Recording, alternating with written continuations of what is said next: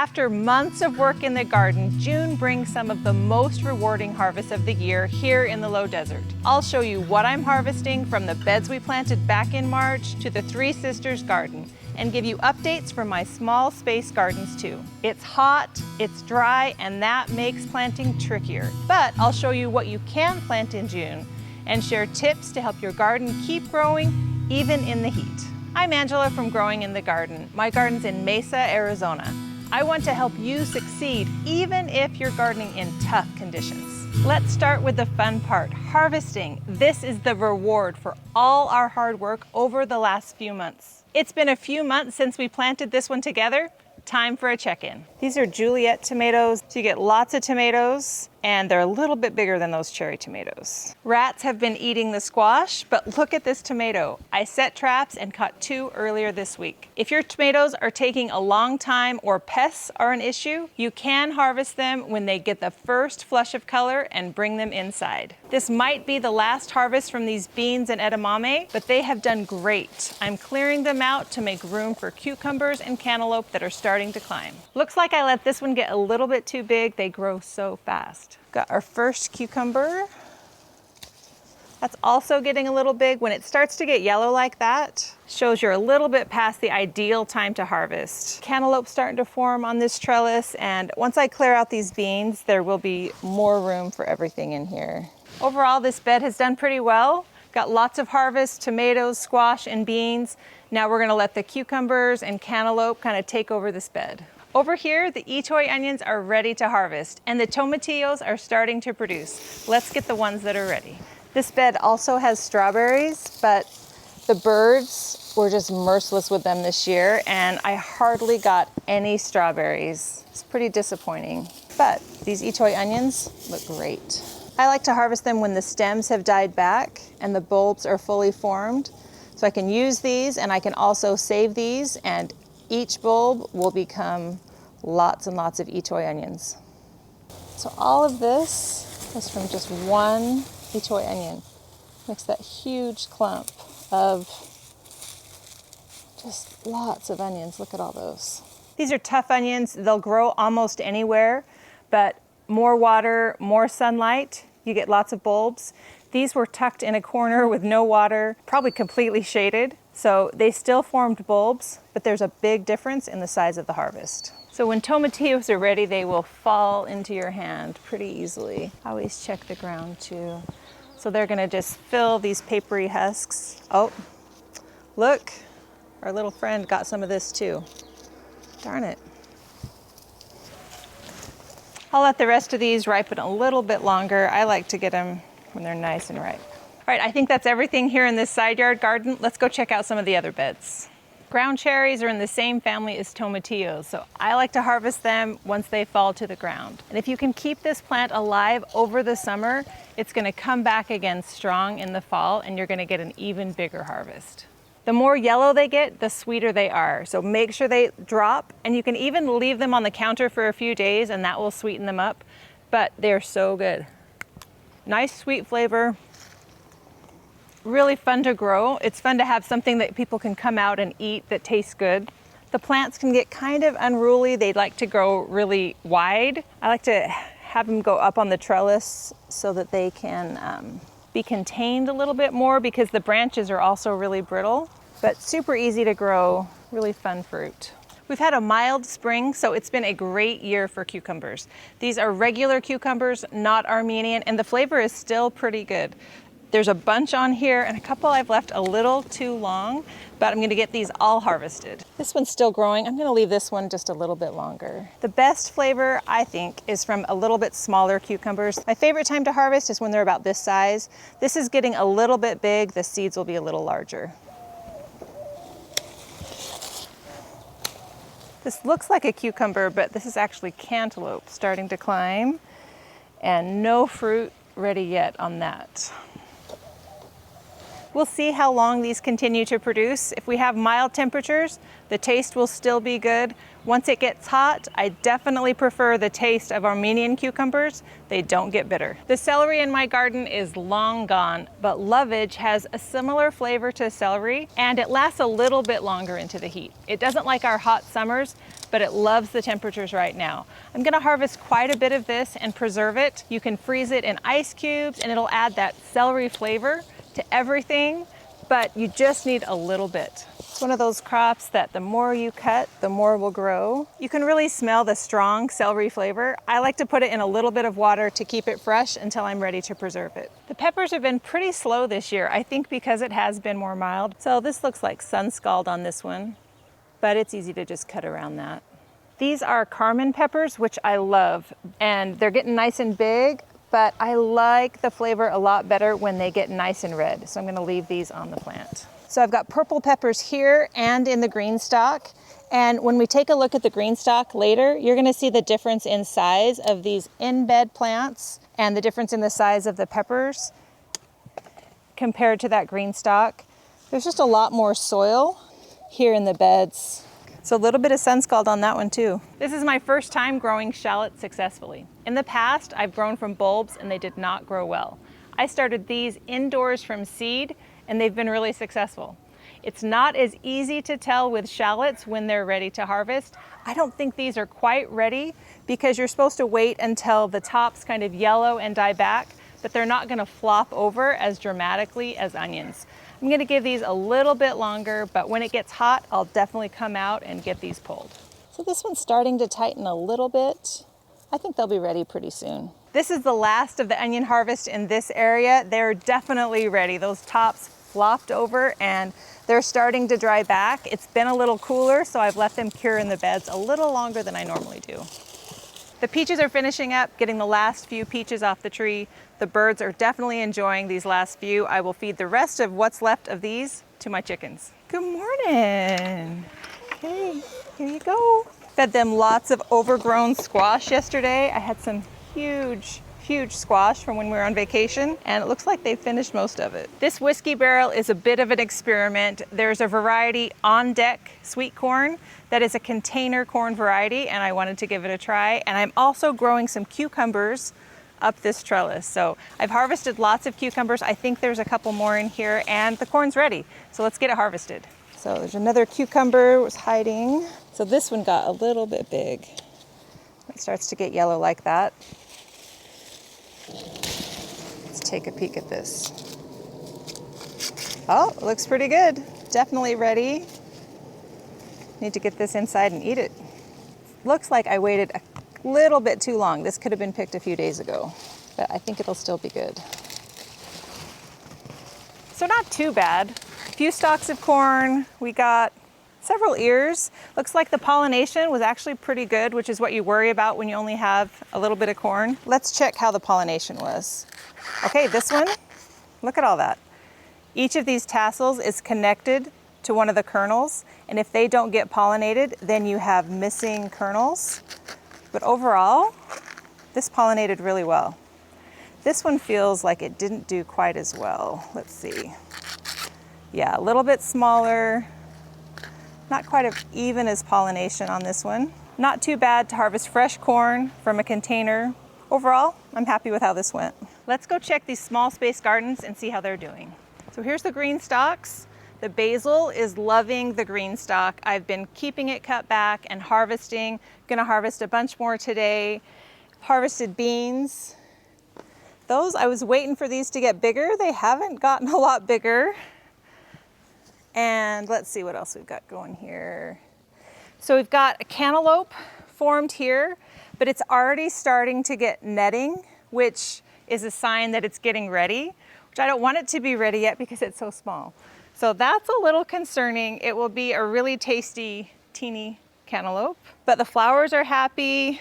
All right, so I'm trying to rotate this around each time I water, but I think this pepper may have been a casualty of that. Some of the peppers on the top, already harvested a couple of peppers from, but this one, yeah, that's not doing so great. And here is another cantaloupe that's forming over here. So it hasn't started to get the netting or anything yet, so I'm hoping it will get larger. But one thing I did learn with the green stalk is that this is the smaller pocket variety. There's one that has deeper pockets but fewer of them.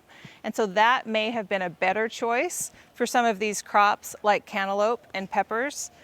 And Not a bad choice though for the onions and basil. So really might have to decide what you're going to grow to determine which size of green stalk you're going to get. Cantaloupe climbing up here, fruits forming.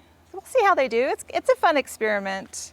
I'm definitely learning. So the onions are still growing. They haven't flopped over yet, and they're starting to bulb up. So I'm hopeful about the harvest of onions from this green stalk. I've got one here that's got just a nice big bulb on it. So if this can be a good place to grow onions and keep them out of my beds, give me room for other things, might be a good option. So to be determined on the onions, but I'm hopeful. So here's a pepper that's ready. Again, a little bit smaller, and this one has some sun scald too. Kind of having an issue, I guess, this year with that, even in the green stalk and the raised beds both. But overall, it's been fun to grow in these. We'll keep trying things out. Lots of basil harvested already from this, and we will just keep going. So just like the lovage, I'm going to put this in some water. It's best if the leaves aren't in the water too, but for now, I'm just going to stick those stems in there so it doesn't wilt. This elevated bed has been a wonderful surprise. It is growing so well. You can see the beautiful morning sun that it gets afternoon shade, and I'm getting tomatoes, basil, just about to get peppers. Things are growing really well. Let me show you how it's doing. Little Napoli compact Roma. So it's definitely a compact plant, which is nice. I'm not sure how much bigger it's gonna get. That's a pretty small little plant there. More tomatoes back here. This bed doesn't seem to have the pest or rat pressure like the other one did because it's up off the ground. So I'm gonna let those fully ripen on the vine to get the best flavor. Every time I grow it, I'm reminded how much I love Emerald Towers basil. I don't have to keep it cut back. I can to encourage a bushier plant, but it doesn't flower, and look at this nice compact growth. It's perfect for a small space garden. The flavor is delicious. We've been harvesting from this plant too. But I've got these two plants growing here, and the distance between the leaves is a lot closer than on some other basils, so you get a lot of leaves in a smaller space. Instead of flowering, it just keeps growing and growing. I love it. The beans are starting to be ready. I just noticed there's a couple right here that are perfect. I'm gonna grab them so I don't forget about them. Lots of blossoms. We should get a nice big flush of beans, especially because temperatures are a little more mild. It's not too hot. Hopefully I get nice big harvest on these beans. On these pepper plants, it's been interesting to see the difference in these varieties. This is a regular jalapeno, and this is an early variety jalapeno, living up to its name. It's more compact, it's covered in blossoms. I've already got some fruit that's about ready to harvest. This one is still growing. I didn't top it because I knew that I was planting a little bit late and it would take longer to recover, but this still is growing, big plant. I'm just noticing the first couple of blossoms, but on the early jalapeno, lots of fruit. There were some downsides to this bed. This thyme that's tucked back in here, dried and crispy. A couple of reasons. It doesn't get enough sun. This is really, if you look at how these pepper plants are going, it's not getting much or any of that morning sun. So that's one reason. And I think this bed has stayed pretty wet. I'm surprised I haven't had to water it as much as I thought I would. Remember those wool pellets, the oyas, they're doing their job and keeping this bed really happy. But the thyme would have liked it a little bit, maybe not quite as wet. So thyme was a flop. The flowers had mixed results too. I usually plant cosmos from seed, but I use transplants in this bed, and they really haven't done well. I think both of them have died. And then I have two zinnia plants. One of them is growing well, and the other one has really struggled. I popped a few more zinnia seeds in the soil, so hopefully they'll pop up and we'll get some flowers for the rest of the summer. I've been monitoring the soil temperature in the different parts of my garden so I can understand how the soil is heating up. So far, these are the trends I'm seeing. The green stalk has been the hottest. Right now it's about 84 degrees. The elevated bed is about 82 degrees. Some of the smaller containers in my garden are measuring around 80 degrees. My cedar raised beds are right at 78 degrees. And surprisingly, the metal raised beds and the whiskey barrels are measuring right around 77 degrees. So there are some temperature variations, But we'll keep an eye on those trends and see if they continue through the summer. We harvested the first ears of corn last week and they made it to the kitchen and our plates within just a few minutes. They were so good. The rest of the corn is about ready. We're gonna harvest that. I think the pollination, surprisingly, has been very good. I was out of town when some of them were tasseling and I was worried about the pollination. But so far what I'm seeing, pretty good pollination, so we'll have to check the rest of those ears.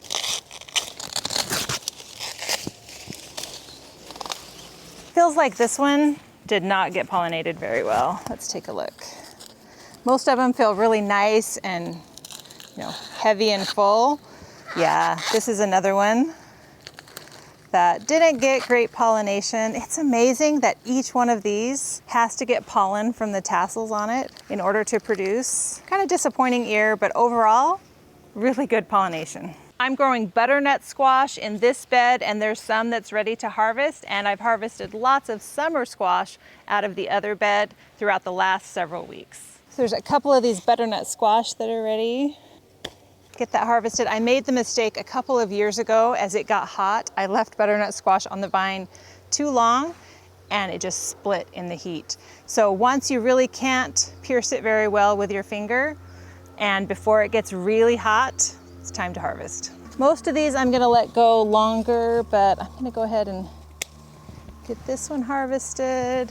I think we'll give the rest of them more time. Lots of beans to harvest, and sometimes it's a little bit harder to see the beans. I've let a few go a little bit too long, but overall it's been nice to come out here and just have a steady supply of beans. This worked better than I expected. If you'd like to try this, we have a second planting window during the monsoon season. I have a full how-to on my blog, including the varieties I used, when I planted, and my best tips for success. Don't forget the flowers. Lisianthus, Rudbeckia, Shasta daisy, sunflowers, scabiosa, yarrow, marigolds, baby's breath, verbena, salvia, vinca, roses, floss flower, hollyhocks, and zinnias. Keep them harvested and enjoy the blooms. Even though it's hot outside, it's the perfect time to start seeds indoors for your monsoon garden, especially tomatoes, peppers, and tomatillos. I fill seed trays all the way up with a hydrated seed starting mix, plant the seeds at the right depth, top with a thin layer of vermiculite, and take them indoors. During the summer, you may not need a heat mat, but you definitely need lights. If seedlings don't get enough light, they will stretch and be leggy. I use my own planting guide to stay on track and get ahead of the next season. Want your own copy? Get it on my website, growinginthegarden.com. If you're planting in June, stick with crops that love the heat. Things like sweet potatoes, yard-long beans, Armenian cucumbers, cantaloupe, and when this corn comes out, I'm planting okra. For a complete list of what to plant in June, check out my calendars or the monthly planting guides on my website. Plant heat-loving flowers this month too. I started these zinnias and gomphrena inside. I'm gonna fill the rest of these beds with these beautiful cut flowers. I'm adding more sunflowers this month, some branching varieties on the western side of my bed to help with afternoon shade, and some saved seeds a friend gave me in different spots around my garden. I'm adding my favorite combination, white gomphrena and white vincas, all around my garden. I'll fill in the empty edges of beds and add these to empty containers. I love these, and they will bloom all summer long. If you're not sure which flowers to plant, my planting calendar and guide break it down by month and crop, so you'll know exactly what to plant. They're both available on my website. As spring crops finish up, don't leave your soil bare. Plant a cover crop. In this bed, I've got some onions that we're still waiting to harvest them. When they're done, I'm adding sweet potatoes. A cover crop shades the soil and keeps it alive and active during those hot summer months. Cowpeas are another great option. They shade the soil and help feed the soil at the end of the season. If you're feeling overwhelmed, start small. Add a few sunflowers, add a few cowpeas. You'll be amazed how well they grow over the summer. To survive the summer, pay attention to these 3 things. Water deeply, less often. Check your soil, and if it needs watered, water to a depth of 8 to 12 inches, and then wait to water again. That encourages the roots to grow deep. Mulch. Add mulch to your beds. It will protect that soil and keep the moisture in the soil longer. And finally, add shade. If your garden gets full afternoon sun, it's going to struggle. Adding shade or branching sunflowers can make all the difference. That's it for what I'm planting in June. This marks a full year of monthly garden videos. Just one more to go. The June task video comes out next week to wrap up the series. Thanks for watching and gardening along. I've loved making these and hope they've helped you feel more confident in your garden. And while the series is wrapping up, these videos aren't going anywhere. All 12 monthly videos will stay up as a resource whenever you need them. Thanks for being here, and I'll see you next week. Let me know what kind of garden videos you'd like to see next.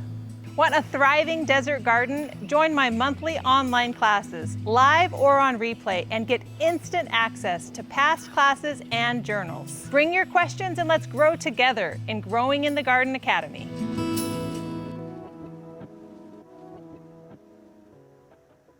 The obligatory chicken shot, right? Hey, ladies. It's a good thing you're a pro. Oh, shoot. Thought you were gonna make me do it again. B. Okay. That's it. Testing. All right, is that okay? Yeah, excellent. Okay, that's it. That's it.